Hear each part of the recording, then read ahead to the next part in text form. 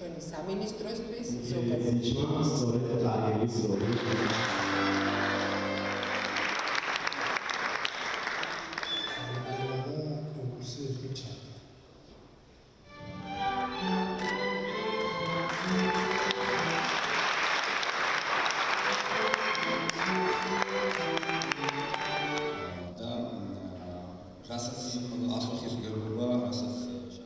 ჩვენ შევაჯამეთ გიორგი შიროზის პრემიის ფარგლებში კომისიის საქმიანობა და კომისიამ შეარჩია 4 ამ პრემიას აქვს განსაკუთრებული სტატუსი, განსაკუთრებული ემოცია და ასევე ძალიან აღსანიშნავია ის ფაქტი, რომ ამ კონკურსში იღებენ მონაწილეობას ახალგაზრდები.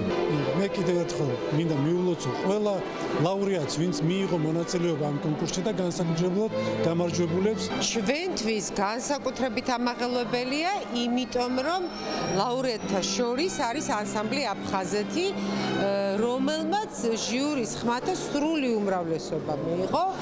ამავდროულად არის მხატვრობიდან 2 წარმომადგენელი და რაც ასევე სრულიად მოულოდნელი იყო და პოეზიაც არის წარმოქმნილი. გულოცავ ყველას და უკვე 2 წელიწადში ველოდებით ახალ ადამიანებს ჩვენი სახელოვნებო სფეროების სხვადასხვა წარმომადგენლები. არ არის ეული. იყო კომისიის წევრი და თვითონ კალამთან მქონდეს ურთიერთობა.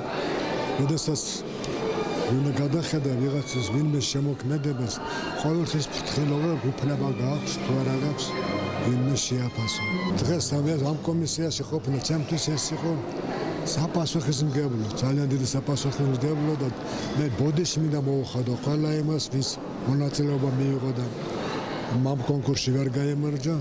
ეს წეგანაც თქვენ ახლაც ვიმეორებ, გამარჯვებულთათვის ეს არის ავანსი, არასრულყოფილების გამო, ავანსი უკეთესები იყვნენ და მათთვის მაგალითი როგორ უნდა წამოვიდნენ და გაიარონ ეს გზა, რომელსაც და თან გააჩნია ვისი სახელობის პრემიისთვის სიბრძნე. დღევანდელი ჯილდო ალბათ ვფიქრობ ყველაზე საპასუხისმგებლოა.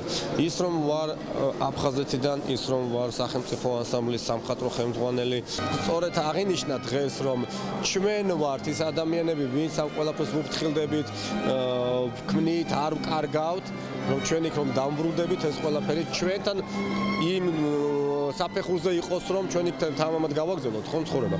მაგრამ მე კიდევ დავძენ ამას რომ ჩვენ ვინარჩუნებთ და ამავდროულად ვანვითარებთ. ანუ მივიწევთ წინ სიახლეებით, არ ჩამოუჩებით დღევანდელ მსოფლიო ტენდენციებს.